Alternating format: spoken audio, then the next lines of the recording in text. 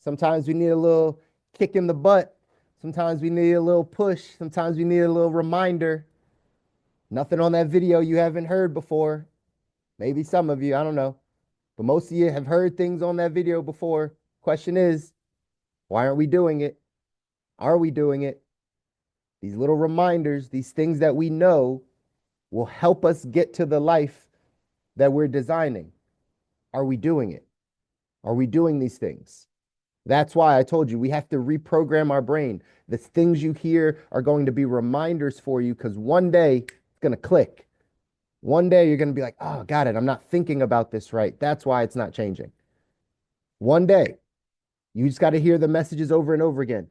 I hope something in that video planted a seed for you. I hope something in that video gave you something that you can water a bit and say, you know what? I probably need to work this part out. I need to get a little bit more intentional about some things. Some words that we hear all the time: clarity. How clear are you on the vision? How clear are you on what you're going for? How clear are you on what the destination is? Like, how clear are you on those things? You've heard me say this time after time again, but it is the guiding factor. You will not change. You will not, put in better habits. You won't do any of those things if you don't know why you're doing it. If your brain and your body does not know why you're doing it, you're going to stop. Case in point, I'll give you guys something happened in real time. Real time this month of April, I'm fasting, right? Going doing a little bit of fasting this week, but next week 4 days of just what I call a solid food vacation, right? Just no food, just liquid, just doing bone broth and water and tea for 4 days, and then after that we're going on a 21-day sugar detox, all right? No sugar for the whole month. I have to constantly prime myself every morning for this week up until like the end. Every morning, I have to remind myself why I'm doing this, what it's going to feel like to have my body healthier, what it's going to feel like to have improved energy, what it's going to feel like to commit to something and know that I did it. I have to remind myself the why because I'm already thinking about not doing it.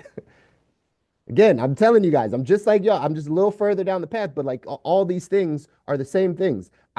I woke up this morning, yes, flooding my mind with gratitude and thinking about the hardest things that I'm about to go face for myself. And I have to remind myself why I'm doing this, what it's going to feel like to have energy, what it's going to feel like to have my body feel differently, what it's going to like. I have to do that because if I don't, April April 12th comes, I'm out of there, right? Like I know myself.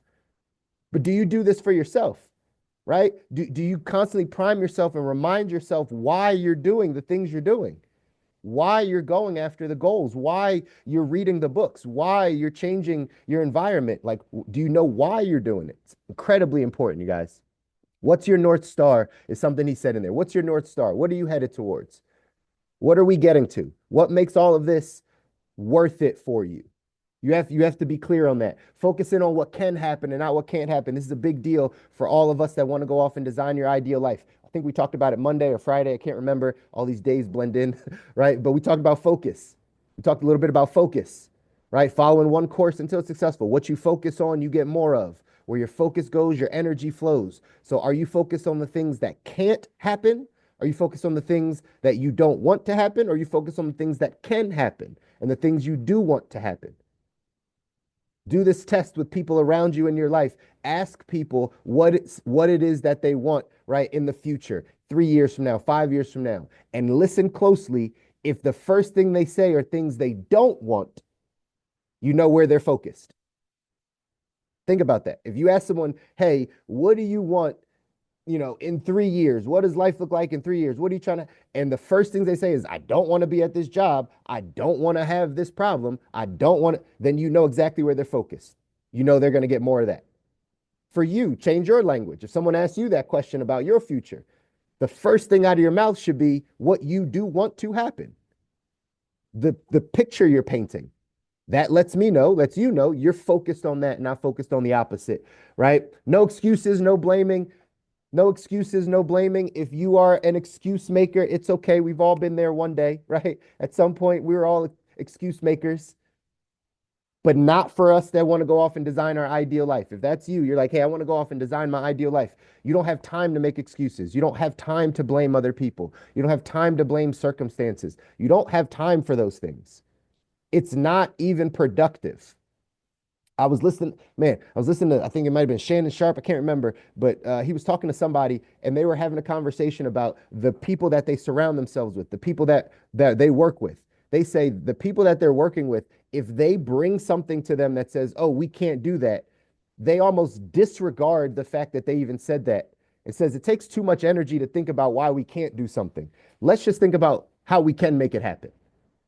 So I'm going to surround myself with people that have that mindset where there might be a challenge, there might be an adversity, there might be something up ahead. And instead of them being like, well, we can't do it, right? We can't take down that land, right? We can't go do that.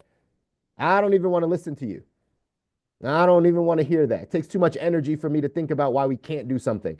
Let's think about how we can do it. How about that? And let our brains work on those things. And then we'll find the right answers. These are little things you got to train yourself to be able to do. Question is, are you willing to do the work? Are you willing to do the work?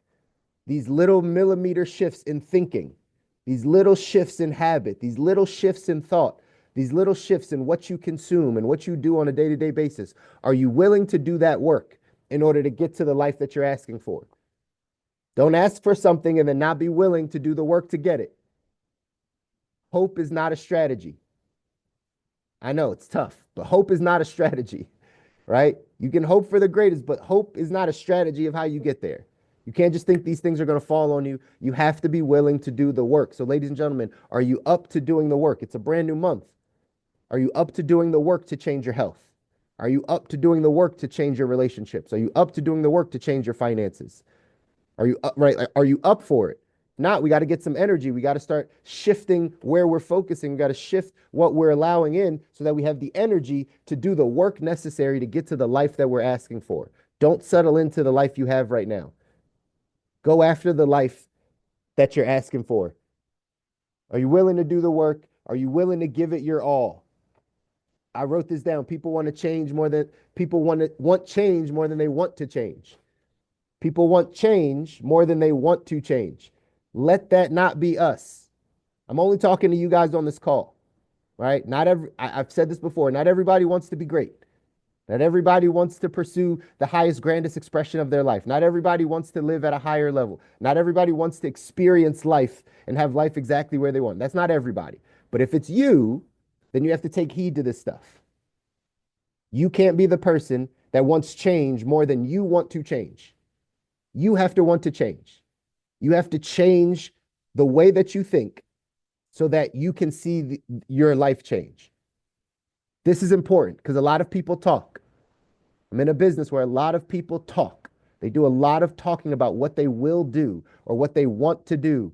And then when it comes time to doing it, they don't because they don't want to change. They don't want to change their routine. They don't want to change their thoughts. They don't want to change their habit. They don't want to cut off that person. They don't want to do what's necessary in order to get to the life that they want. They just talk about it. That can't be us. You want to go off and design your ideal life. At the end of the day, if you want something different, you got to become someone different. E.T. just said that. If you want something different, you have to become someone different. The man or woman that you are right now cannot handle the life that you're asking for. The man or woman that you are right now does not have the capacity to handle the life that you're asking for. That's okay. As long as you know you're progressing towards that person. You are growing to become the person that you need to be in order to get to the life that you want. In our text, 177 Mental Toughness Secrets, we talk about winning. The world class is determined to win. E.T. talked about it. There's the winning you and the losing you. I know we don't always like to say those things. We live in a very comfortable PC society these days, right? 8th place trophies. Luckily, shout out to my daughter. She just finished her first year of gymnastics. And we're definitely not creating a culture of 8th place trophies in our house, right? She got some 2nd place medals and was upset and threw them in her bag and walked away because she didn't get first, right? So there's a mindset. There's parents out there that are like, it's okay that you were 8th. Not really. I'm gonna love you regardless. But if you're practicing this, if you're doing this, if you're competing, if you want to win, it's not okay. And you have to say the same thing about your life. You're an adult. You might not be competing in a sport, but you're competing for your family's legacy. You're competing for your life. You're competing for your bank account. Like you got to win. It's not okay to just be like, oh, well, it's okay if I got 100th place. And it's not okay. It's not okay. These are lessons I give my daughter. We just talked about this stuff too, right? She's telling me about the girls at gymnastics that didn't do well. She's telling me about the girls that like didn't do the thing perfect and she can do it perfect. And I'm like, hey, listen, we don't measure ourselves by the bottom. It's literally what I told her. We don't measure ourselves by there's always going to be people worse than you. It's okay. We don't look at them. You don't measure yourself by the person at the end of the bench. You measure yourself by the people that are better than you. That's how you develop a winner's mindset. That's how you develop the ability to compete. So that's what we should be doing. If you want to go off and design your ideal life, don't look at the person that is barely making it and be like, huh, no, I'm better than them. At least I'm not in their situation. No, no, no, no. There's people that are way ahead of you. I used to say this to people. They would come into our business or have conversations with me. They were a little bit younger, a little bit cockier, right? In their mid 20s, right? Late 20s. And they would say things like I'm doing pretty well for myself. And I'd always smile and be like, compared to who? Compared to who? Right? Like, sure, I guess you're doing well, but like I know a 26-year-old that's way beyond you. So compared to who? Who are you comparing yourself to? These are the thoughts you have to go win at life. Vince Lombardi's quote here says, winning isn't everything, but wanting to win is. Whatever that looks like in your life. Whatever winning looks like in your life, you have to be determined to do it. That's why you're going to go off and do all these things we're talking about. That's why you're going to make these mindset shifts. Here's what it says in the text. It says, as simple as it sounds, many times the only thing that separates winners from losers is pure determination. While the winning difference may be slight, the thought process that makes the difference is huge. Amateur performers spend a substantial amount of time negotiating the price of victory. Amateurs seem to have an endless tape looping through their minds asking, is the effort worth the reward for winning? Meanwhile, champions focus on winning.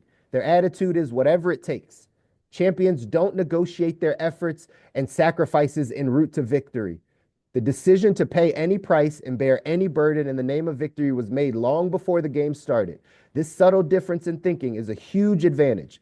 Nowhere is this more apparent than when pain occurs. Amateurs feel pain and seek escape. Seek escape.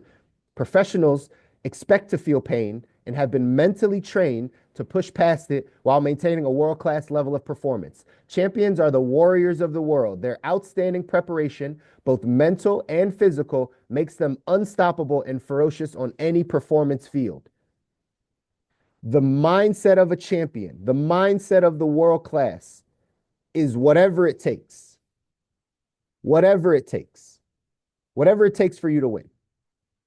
If winning in your health is about losing weight or having longevity or making sure your bones don't ache or whatever those things are you willing to do whatever it takes to win in that area?